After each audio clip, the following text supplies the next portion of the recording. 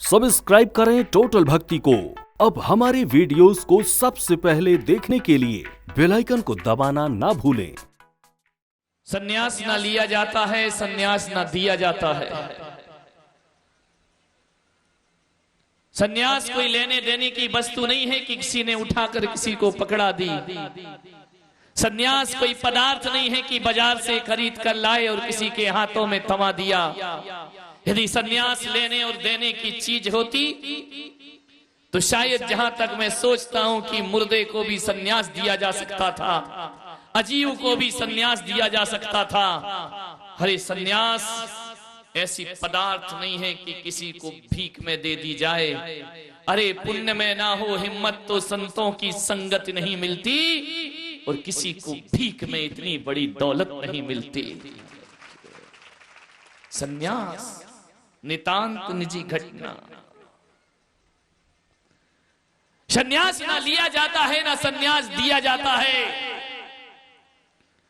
मेरी नजरों में यदि कोई सन्यास की परिभाषा पूछे तो इतना ही है कि ना सन्यास लेना है ना सन्यास देना है। ये ना लिया जाता है ना दिया जाता है। सन्यास तो वह है जो भीतर से जिया जाता है, जो जीता है और उसके आनंद में निमग्न रहा करता है, वही जगत में सन्यासी हुआ करता है। कोई पदार्थ नहीं है कि एक नारियल रखा और मैंने दीक्षा दे दी और तुमने ले ली। ये अलग घटना है, अलौकिक घटना है, ये नितांत निजी घटना है। सन्यास कभी पब्लिक प्रॉपर्टी नहीं होती। सन्यास तो प्राइवेट प्रॉपर्टी हुआ करती है, व्यक्ति की जीवन की एक शैली हुआ करती है। सन्यास का अर्थ होता है जीते जी मर जाना। ध्यान रखना, प्रत्येक संसारी प्राणियों को मौत एक बार आती है, लेकिन सन्यासी को मौत एक बार नहीं, सन्यासी को मौत 2 बार आया करती है। एक मौत तो वह है कि मर करके आदमी मरता है, एक मौत तो वह है कि जिसके आने के बाद ये आदमी जिंदा नहीं रह पाता है, और एक सन्यास ऐसी मौत है जीते जी मर जाना, इसे सन्यास कहा जाता है। मर के मरना तो साधारण लोगों की बात है, लेकिन जीते जी दूसरा जन्म ले लेना ये किसी बिरले महापुरुष की बात हुआ कर। लोग कह रहे हैं कि नीलांजना की मृत्यु हो गई। नीलांजना की मृत्यु नहीं हुई, हकीकत में तो ऋषभदेव की मृत्यु हुआ करती है, हकीकत में तो उनके जीवन की मृत्यु हुआ करती है। सन्यास का अर्थ है जीते जी दोबारा जन्म लेना। जिनसेन स्वामी ने सन्यासी को द्विज कह करके बुलाया है। द्विज का अर्थ जानते हो? जो जीते जी दूसरा जन्म ले लिया करता है वह द्विज कहलाया करता है। विचार करिए, संसार में 2-3 चीजें ऐसी हैं जो द्विज हुआ करती हैं। आदमी के दांत द्विज हुआ करते हैं, पक्षियों को द्विज कहा जाता है, और सन्यासी को भी द्विज कहा जाता है, चावल को भी द्विज कहा जाता है।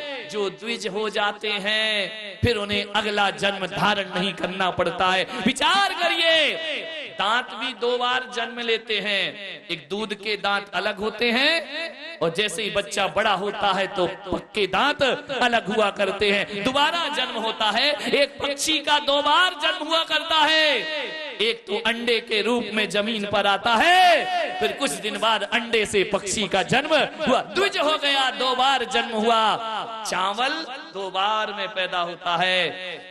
एक तो खेत में धान बोई जाती है, फिर उसे उखाड़ करके उन रोपों को उखाड़ करके अलग अलग दोबारा फिर बोया जाता है, तब उसका जन्म हुआ करता है। यही वजह है जैन धर्म में पूजन पाठ पद्धति में गेहूं स्वीकार नहीं है। हमारे यहाँ चावल सन्यास का प्रतीक है, और वही भगवान जिनेंद्र को समर्पित किया जाता। और संत का भी दूसरा जन्म होता है। जीते जी मर जाना बहुत बड़ी घटना है, ध्यान रखना।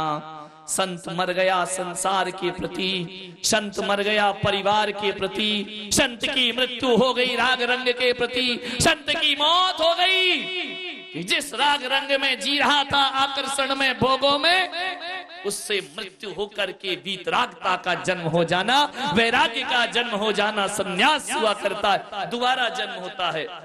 यही वजह है कि जब कोई सन्यासी होता है तो उसका नाम बदल दिया जाता है, उसका वेश बदल दिया जाता है, उसका परिवेश बदल दिया जाता है, उसका स्थान देश बदल दिया जाता है। फिर वह अपने जन्म स्थान में नहीं रहता, बल्कि सारी जगत की संपदा बन करके विचरण किया करता है। नाम बदल दिया, देश बदल दिया, भेष बदल दिया, इसका मतलब यही है पुराने जीवन से संपर्क खत्म हो जाता है। अब जिसने जन्म दिया वो हमारे माता पिता नहीं होते।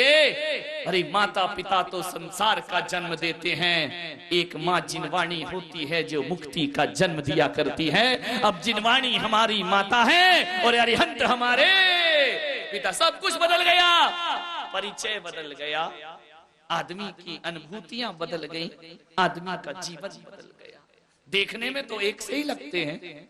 एक सन्यासी भी भोजन करता है, एक संसारी भी भोजन करता है, एक सन्यासी भी सोता है, एक सन्यासी भी सोता है। बाहर से देखने में उनमें कोई अंतर नहीं है। ध्यान रखना, सन्यासी भी हंसेगा और संसारी भी हंसेगा। सन्यासी भी रोता है और संसारी भी रोता है, लेकिन दोनों के हंसने और रोने में बड़ा अंतर होता है। अरे संसारी जब भोजन करता है तो वह भोजन के लिए जिया करता है, और सन्यासी वो होता है जो जीने के लिए भोजन किया करता है। उसे ज्यादा भोजन की जरूरत नहीं हुआ करती है। संसारी भी हंसता है और सन्यासी भी हंसता है। संसारी हंसता है किसी का मजाक बनाने के लिए, और सन्यासी हंसता है किसी को हंसाने के लिए। ध्यान रखिए, संसारी और सन्यासी दूसरों की नग्नता को ढकने के लिए खुद नग्न हो जाया करता है, वह सन्यासी हुआ करता है। इस वीडियो को लाइक और शेयर जरूर करें। आप हमारे चैनल को सब्सक्राइब भी कर सकते हैं।